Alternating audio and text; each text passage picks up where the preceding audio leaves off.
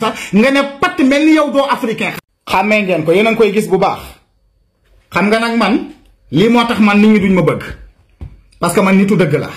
man du ma naafeq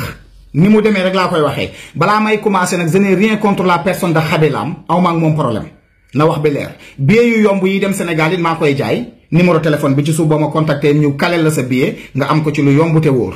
gis nga Khaby Lame man xaw ma woon ne sénégalais nga man démb lay doog a xam ne sénégalais nga. ma gis nag ñu naan Khaby Lame mu dem Sénégal mu jox loxo président Macky Sall mu joxante loxo ok loolu yëpp kenn terewu la ko waaye dafa am lu nit ñi di jëwee ma bëgg la ko wax Khaby Lame yow ak sa nopp yi